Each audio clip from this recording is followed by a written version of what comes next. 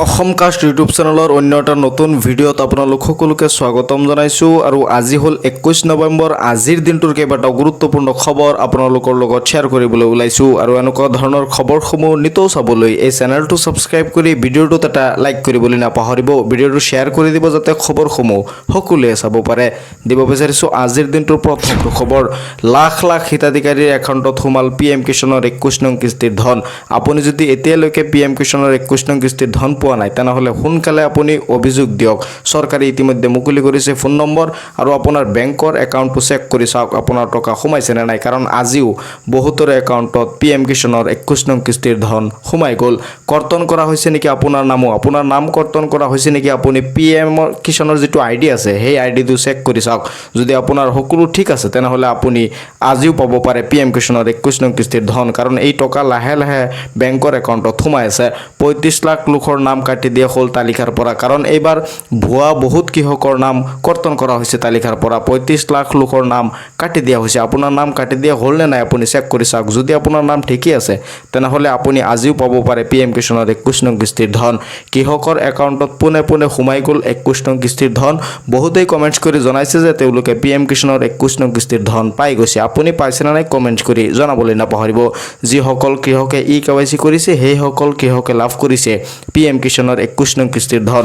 মই আগৰ ভিডিঅ'সমূহতো কৈছিলোঁ যে PM কিষাণৰ 21 নং কিস্তিৰ ধন পাবলৈ KYC কৰাটো বাধ্যতামূলক। যিসকলে ইতিমধ্যে KYC কৰিছিল সেইসকলৰ একাউণ্টত PM কিষাণৰ 21 নং কিস্তিৰ ধন 2000 টকা সোমাই গ'ল। অসমৰ প্ৰায় 18 লাখৰো অধিক কৃষকে লাভ কৰিলে PM কিষাণৰ 21 নং কিস্তিৰ ধন। অসমৰ প্ৰায় 18 লাখতকৈ অধিক কৃষকে PM কিষাণৰ 21 নং কিস্তিৰ ধন পাই গ'ল। কৃষকৰ একাউণ্টত পোনে পোনে সোমাই গ'ল 21 নং কিস্তিৰ ধন। কৃষকৰ একাউণ্টত পোনে পোনে 21 নং কিস্তিৰ ধন সোমাই গ'ল। আপুনি টকা পাইছে নে নাই কমেণ্টছ কৰি জনাবলৈ নাপাহৰিব। দিব বিচাৰিছোঁ আন এটা গুৰুত্বপূৰ্ণ খবৰ। ৰেচন কাৰ্ডৰ পৰা কটা হৈছে লাখ লাখ লোকৰ নাম। কোনসকল লোকৰ নাম ৰেচন কাৰ্ডৰ পৰা কৰ্তন হৈছে এই ভিডিঅ'টোত আপোনালোকক সবিশেষ জনোৱা হ'ব। ৰেচন কাৰ্ডৰ পৰা কৰ্তন কৰা হৈছে ইতিমধ্যে লাখ লাখ লোকৰ নাম। ৰেচন কাৰ্ডৰ হিতাধিকাৰীক লৈ কঠোৰ সিদ্ধান্ত গ্ৰহণ কৰিছে চৰকাৰে। ৰেচন কাৰ্ডৰ পৰা কোন কোন লোকৰ নাম কৰ্তন কৰিছে চৰকাৰে চাব পাৰিব সবিশেষ। যিসকল অযোগ্য হিতাধিকাৰী তেওঁলোকৰ নাম কৰ্তন কৰি দিয়া হৈছে ৰেচন কাৰ্ডৰ পৰা। ইতিমধ্যে যিসকল নেকি অযোগ্য হিতাধিকাৰী আছিল সেইসকলৰ নাম ৰেচন কাৰ্ডৰ পৰা ইতিমধ্যে কৰ্তন কৰি দিয়া হৈছে। বছৰ বছৰ ধৰি মৃত ব্যক্তিৰ নামত একাংশই ৰেচন লোৱাৰ অভিযোগ উত্থাপন হৈছে। বছৰ বছৰ ধৰি যিসকল মৃত লোক আছিল সেই মৃত লোকৰ নামতো ৰেচন লোৱাৰ অভিযোগ উত্থাপন হৈছে আৰু সেইসকল লোকৰ নাম ইতিমধ্যে কৰ্তন কৰি দিয়া হৈছে। এতিয়াৰে পৰা মৃত ব্যক্তিৰ নামত ৰেচন সংগ্ৰহ কৰিবলৈ নিদিয়াৰ সিদ্ধান্ত লোৱা হৈছে। চৰকাৰে তদন্ত আৰম্ভ কৰি মৃত ব্যক্তিৰ নাম ৰেচন কাৰ্ডৰ পৰা কৰ্তন কৰিবলৈ আৰম্ভ কৰিছে। বিগত কেইটামান মাহতেই চৰকাৰে প্ৰায় 2.25 কোটি লোকৰ নাম কৰ্তন কৰিছে ৰেচন কাৰ্ডৰ পৰা। যোগ্যতাৰ মাপকাঠি পূৰণ নকৰা হিতাধিকাৰীৰ বিৰুদ্ধেও লোৱা হৈছে ব্যৱস্থা। ছমাহ ধৰি ৰেচন সংগ্ৰহ নকৰা পৰিয়ালকো তালিকাৰ পৰা আঁতৰোৱাৰ প্ৰস্তুতি। যিসকল লোকে নেকি ছমাহ ধৰি ৰেচন সংগ্ৰহ কৰা নাই বা নকৰে তেওঁলোকৰ নামো ৰেচন কাৰ্ডৰ পৰা কৰ্তন কৰি দিয়া হ'ব। ৰেচন কাৰ্ডৰ তালিকাত আপোনাৰ নাম আছে নে নাই কেনেকৈ পৰীক্ষা কৰিব সবিশেষ জানিব পাৰিব। nfsa.gov.in ৱেবছাইটত ৰেচন কাৰ্ড বিকল্প আপুনি নিৰ্বাচন কৰক। তাৰপিছত ৰেচন কাৰ্ডৰ ডিটেইলছ অন ষ্টেট পৰ্টেলত ক্লিক কৰক। তাৰপাছত এতিয়া আপোনাৰ ৰাজ্য, জিলা, ব্লক আৰু পঞ্চায়ত নিৰ্বাচন কৰি আপুনি আপোনাৰ নাম চাব পাৰিব। তাৰপিছত আপোনাৰ ৰেচনৰ দোকান আৰু কাৰ্ডৰ ধৰণ নিৰ্বাচন কৰক। ৰেচন কাৰ্ডৰ পৰা কৰ্তন কৰা হৈছে লাখ লাখ লোকৰ নাম। আপুনি এনেকৈ আপোনাৰ নাম ৰেচন কাৰ্ডৰ লিষ্টত আছে নে নাই আপুনি চেক কৰিব পাৰিব। ৰেচন কাৰ্ডৰ হিতাধিকাৰীক লৈ কঠোৰ সিদ্ধান্ত গ্ৰহণ কৰিছে চৰকাৰে।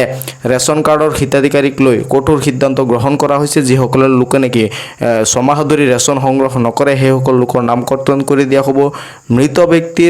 যিসকল নেকি মৃত ব্যক্তি সেইসকলৰ নামো ৰেচন কাৰ্ডৰ পৰা ইতিমধ্যে কৰ্তন কৰি দিয়া হ'ব আৰু যিসকল অযোগ্য হিতাধিকাৰী আছে সেইসকলৰ নামো ৰেচন কাৰ্ডৰ পৰা কৰ্তন কৰি দিয়াৰ সিদ্ধান্ত লৈছে চৰকাৰে। দিব বিচাৰিছোঁ ৰাজ্যৰ কৃষকসকলক লৈ আন এটা গুৰুত্বপূৰ্ণ খবৰ। ৰাজ্যৰ কৃষকসকললৈ আহি গ'ল এটা ডাঙৰ খবৰ। CSC চেণ্টাৰত কিদৰে কৰিব আপুনি পঞ্জীয়ন? আপোনাৰ পঞ্জীয়ন কৰিব লাগিব। চৰকাৰৰ কৃষি আঁচনিৰ আপুনি সা সুবিধা পাবলৈ হ'লে আপোনাৰ এতিয়া CSC চেণ্টাৰত গৈ আপুনি পঞ্জীয়ন কৰিব লাগিব। ৰাজ্যৰ কৃষকসকলৰ বাবে আহি গ'ল এটা ডাঙৰ খবৰ। শীঘ্ৰেই প্ৰতিগৰাকী কৃষকে পঞ্জীয়ন কৰিব লাগিব নিজৰ নাম। আপোনাৰ নাম পঞ্জীয়ন কৰিব লাগিব। জিলাই জিলাই চলি আছে কৃষকৰ পঞ্জীয়ন কাৰ্যসূচী। সকলো বৃত্তি নিৰ্বিশেষে কৃষকসকলে পঞ্জীয়ন কৰাটো বাঞ্ছনীয়। পঞ্জীয়নৰ বাবে নিজ নিজ গাঁও প্ৰধানৰ সৈতে আপুনি যোগাযোগ কৰক। জিলা সাধাৰণ সেৱা কেন্দ্ৰ CSC চেণ্টাৰসমূহতো পঞ্জীয়নৰ কাম ইতিমধ্যে চলি আছে। কৃষক পঞ্জীয়নৰ বাবে প্ৰয়োজন হ'ব আপোনাৰ 4বিধ নথি। আপোনাৰ 4বিধ নথিৰ প্ৰয়োজন হ'ব এই পঞ্জীয়ন কৰিবলৈ হ'লে। আধাৰ কাৰ্ড, পান কাৰ্ড আৰু পঞ্জীয়নকৃত মোবাইল নম্বৰ আৰু মাটিৰ জমানবন্দী দৰকাৰ হ'ব। এই 4বিধ নথিৰ সৈতে আপুনি পঞ্জীয়ন কৰিব পাৰিব নিজৰ নাম। আপুনি যদি নিজৰ নাম পঞ্জীয়ন নকৰে তেনেহ'লে চৰকাৰী কৃষকসকলে যি সা সুবিধা দিয়ে, চৰকাৰৰ তৰফৰ পৰা কৃষকসকলক যি সা সুবিধা দিয়া হয় সেই সা সুবিধাৰ পৰা আপুনি বঞ্চিত হ'ব। কৃষক পঞ্জীয়ন হোৱাৰ পিছতেই লাভ কৰিব চৰকাৰৰ বহু সুবিধা। আপুনি কৃষক পঞ্জীয়নটো হোৱাৰ পাছতেই আপুনি চৰকাৰৰ পৰা বহু ধৰণৰ সুবিধা লাভ কৰিব। আন জিলাসমূহৰ লগতে যোৰহাট জিলা কৃষি বিষয়াও জাৰি কৰিছে জাননী। যোৰহাট জিলাৰ কৃষি বিষয়াও ইতিমধ্যে জাননী প্ৰকাশ কৰিছে। ৰাজ্যৰ কৃষকসকলৰ বাবে আহি গ'ল এটা ডাঙৰ খবৰ। এতিয়া আপুনি পঞ্জীয়ন কৰিব লাগিব। শীঘ্ৰেই প্ৰতিগৰাকী কৃষকে পঞ্জীয়ন কৰিব লাগিব নিজৰ নাম। যদি আপুনি পঞ্জীয়ন নকৰে তেনেহ'লে চৰকাৰৰ তৰফৰ পৰা কৃষকসকলক যি সা সুবিধা দিয়া হয় সেই সা সুবিধাৰ পৰা বঞ্চিত হ'ব। সবিশেষ জানিবলৈ আপুনি আপোনাৰ ওচৰত থকা CSC চেণ্টাৰত যোগাযোগ কৰক, নহ'লে আপোনাৰ গাঁও প্ৰধানৰ সৈতেও আপুনি এই বিষয়ে যোগাযোগ কৰিব পাৰে। দিব বিচাৰিছোঁ যান বাহনক লৈ আন এটা গুৰুত্বপূৰ্ণ খবৰ। যান বাহনৰ গৰাকী চালকৰ বাবে আহি গ'ল এটা ডাঙৰ নিৰ্দেশনা। শীঘ্ৰেই বাহনত লগাওক এই কেইবিধ সামগ্ৰী। শীঘ্ৰেই বাহনত লগাব লাগিব আপোনাৰ এই কেইবিধ সামগ্ৰী। সামগ্ৰী কেইবিধ হ'ল, অন্যথা আপুনি সন্মুখীন হ'ব পাৰে ভয়ংকৰ বিপদৰ। কুঁৱলীৰ সময়ত অধিক পোহৰৰ বাবে আপুনি ফগ লাইট লগাব লাগিব। প্ৰতিখন বাহনৰ দূৰৰ পৰা দেখাকৈ লগাব লাগিব ৰিফ্লেক্টৰ টেপ।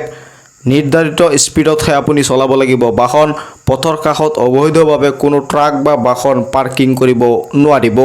যান বাহন চলোৱাৰ সময়ত ছিট বেল্ট পৰিধান কৰিব লাগিব। আপোনাৰ প্ৰতিখন বাহন দূৰৰ পৰা দেখাকৈ লগাব লাগিব আপোনাৰ ৰিফ্লেক্টৰ লাইট।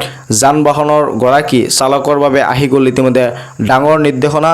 যিসকলে নেকি যান বাহনৰ গৰাকী আছে বা তেওঁলোকৰ বাবে ইতিমধ্যে এই নিৰ্দেশনা আহি গৈছে। আপুনি এই কেইবিধমান সামগ্ৰী আপোনাৰ যান বাহনত লগাব লাগিব, নহ'লে আপুনি পৰিব পাৰে ভয়ংকৰ বিপদত। দিব বিচাৰিছোঁ উচ্ছেদক লৈ আন এটা গুৰুত্বপূৰ্ণ খবৰ। 2 দিনত নগাঁৱত চলিব বৃহৎ উচ্ছেদ। মই মুখ্যমন্ত্ৰী হৈ থকালৈকে মিয়াৰ শান্তি নাই। মই মুখ্যমন্ত্ৰী হৈ থকালৈকে অসমত মিয়া শান্তি থাকিব নোৱাৰে। এইদৰে ঘোষণা কৰে আজি ৰাজ্যৰ মুখ্যমন্ত্ৰী ডক্টৰ হিমন্ত বিশ্ব শৰ্মাই। যিসকল মিয়া সন্দেহযুক্ত নাগৰিক তেওঁলোক কষ্ট দিয়াই মোৰ কাম। গোৱালপাৰাত উচ্ছেদ হৈ গ'ল, 2 দিনত নগাঁৱতো উচ্ছেদ অভিযান চলিব বুলি ৰাজ্যৰ মুখ্যমন্ত্ৰী ডক্টৰ হিমন্ত বিশ্ব শৰ্মাৰ ডাঙৰ ঘোষণা। যিমানেই এটা ষ্টেটমেণ্ট বেছি দিব সিমানেই বেছিকৈ উচ্ছেদ চলিব বুলি ৰাজ্যৰ মুখ্যমন্ত্ৰীগৰাকীয়ে ঘোষণা কৰে।